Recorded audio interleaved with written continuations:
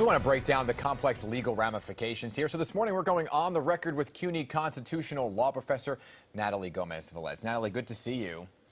Good to see you. Great to be here, Dan. Thank you. Natalie, this is such a big topic that so many people are paying attention to. And I guess, Natalie, although this was a draft opinion, do you think the way the court landed on this is set in stone, or could the public outcry that we're seeing play out already sway any of the judges' opinions? That's a great question, and I think no one really knows, right? Because this draft opinion is dated back in February of 2022.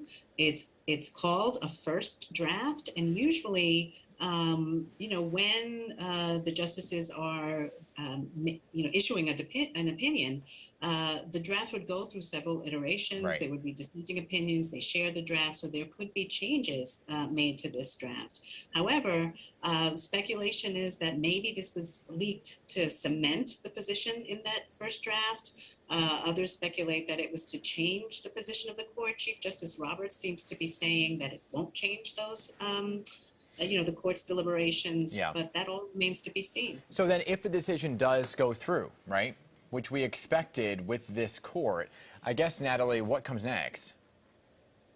So this is an extreme, if it goes the way this draft opinion says, I think the outcome is even more extreme than the bad outcome many were expecting, which was that the Mississippi 15-week ban would be upheld without directly overturning Roe, weakening Roe, erasing the viability line in Roe and Casey, but not explicitly overturning. This draft opinion would indicate that it would be it would allow flat bans on abortion, and several states seem poised to go ahead and implement, real restrictions, including criminalization of abortion in a lot of those states. This is a dozen plus states, Natalie, not necessarily a nationwide. But the question, I guess, becomes for us here locally, could the decision impact the rules ensuring a woman's right to choose, which is solidified in New York, New Jersey, Connecticut?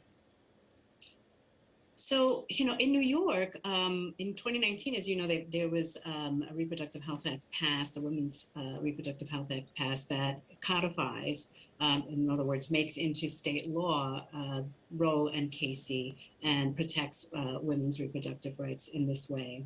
But it's still up to politics, right? So let's say the political positions changed in New York. There's a possibility that legislation could change as well. That doesn't seem likely in the near future in New York. And as you heard Attorney General Letitia James saying, we are protecting those rights in New York. And also there's legislation seeking to provide protections to folks who would come from other states to New York to get reproductive care, including abortion. But again, it's not the same as having a recognized fundamental right enshrined in the United States Constitution.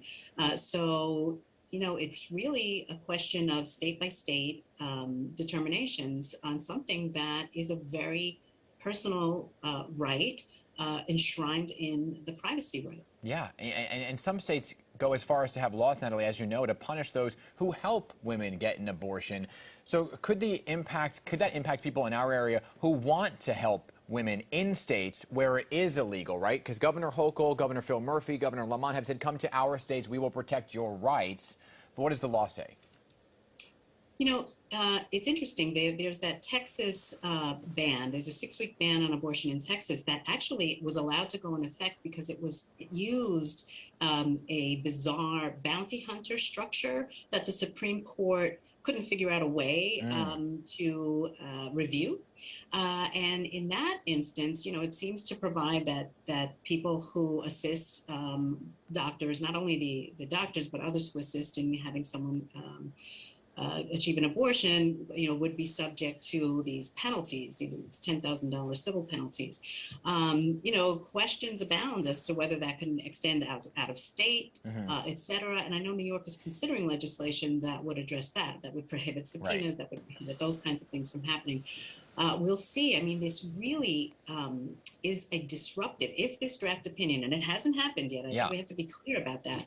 But if it comes down in the way that this draft opinion says, it really creates great disruption across the United States with different bans in different states, and implications across state Right. lines as well. Yeah, I mean, this is huge. It is really, really alarming to many. What are the chances then that Congress comes out and codifies the law?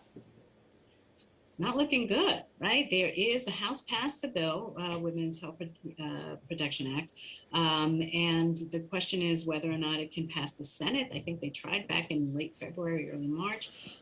Word is that Majority Leader Schumer is going to bring that bill up again for a vote, but it doesn't look like the votes are there. They'd have to get past the filibuster, which would require 60 votes, or would require a majority vote to end the filibuster rule for this purpose. They don't have the votes for that. They don't have the 60 votes then to pass it. So, but it looks like they may bring it up for a vote just to put senators on the record. Yeah. All right, we shall see. There's a lot of unknown because this is a draft, but I appreciate you being here, Natalie, to kind of walk us through all the possibilities, and I'm sure we'll be paying very close attention to this alongside you each step of the way. Thanks for being here.